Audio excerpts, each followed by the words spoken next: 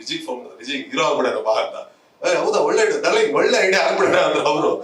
ಹೋಗ್ಬಿಡೋಣ ಹೈದ್ರಾಬಾದ್ಗೆ, ಒಂದು date fix ಮಾಡಿದ್ವಿ.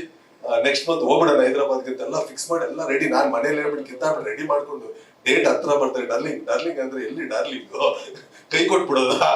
ನಾನ್ ಒಬ್ನೇ ಹೋಗಿದ್ದೆ ಹೈದ್ರಾಬಾದ್ಗೆ. ನನಗೆ ನಮ್ಮ ಮನೇಲಿ ಏನ್ ಹೇಳಿದ್ರು, ವಿಜಿ ಬರ್ತಾನೆ, ನಾನು ವಿಜಿ ಇರ್ತೀವಿ, ಒಂದು ಫ್ಲಾಟ್ ಮಾಡ್ಕೊಂಡಿರ್ತೀವಿ, ಆಕ್ಟಿಂಗ್ ಕ್ಲಾಸ್ ಜಾಯ್ನ್ ಆಗ್ತೀವಿ, ಅದೆಲ್ಲ ಹೇಳ್ಬಿಟ್ಟಿದ್ದು, ಬಿಲ್ಡಪ್ ಕೊಟ್ಬಿಟ್ಟಿದೆ.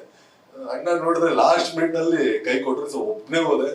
ಸೊ ಅಲ್ಲಿ ಹೋಗಿದ್ದ ಅದೆಲ್ಲ ಪ್ರಯತ್ನಗಳು, ಅದೆಲ್ಲ ನಿಮ್ಗೆಲ್ಲ ಗೊತ್ತಿರೋದೆ. ಅದೆಲ್ಲ ಆ ಜರ್ನಿ ಎಲ್ಲ ಆದ ನಂತರ ಅವಾಗ ನನ್ನ ಸಿನಿಮಾಗೆ ಪ್ರೀಮಿಯರ್ ಶೋಸ್ ಬರ್ತಿದ್ರು, ಸಿಕ್ತಿದ್ರು, ಎಲ್ಲ ಆದ್ಮೇಲೆ ಒಂದಿನ ನನಗೆ ಫೋನ್ ಮಾಡಿದ್ರು, ನನಗೆ ನಾನು ಸಿನಿಮಾ ಪ್ರೊಡ್ಯೂಸ್ ಮಾಡ್ಬೇಕಂತಿದ್ದೀನಿ. ಅಂದು ಕೂಡಲೇ ನನ್ಗೆ ಶಾಕ್ ಆಯ್ತು. ವಿಜಯ್ ಏನು ಸಡನ್ ಸರ್ಪ್ರೈಸ್ ಕೊಡ್ತಿದ್ದಾರೆ ನನಗೆ ಇದು ಇಲ್ಲಿ ಅಂದ್ರೆ. ನಾನು ಎಲ್ಲ ಎಕ್ಸ್ಪ್ಲೈನ್ ಮಾಡಿದೆ, ಆಗು ಹೋಗುಗಳು, ನಾವು ಪಟ್ಟಿರೋ ಎಲ್ಲ ಇದು ಮಾಡಿದೆ. ಅವ್ರು ಒಂದೇ ಹೇಳಿದ್ರು, ಪ್ರಾಮಾಣಿಕವಾಗಿ ಪ್ರಯತ್ನ ಪಡೋಣ, ಆಗುತ್ತೆ ಅಂದಾಗ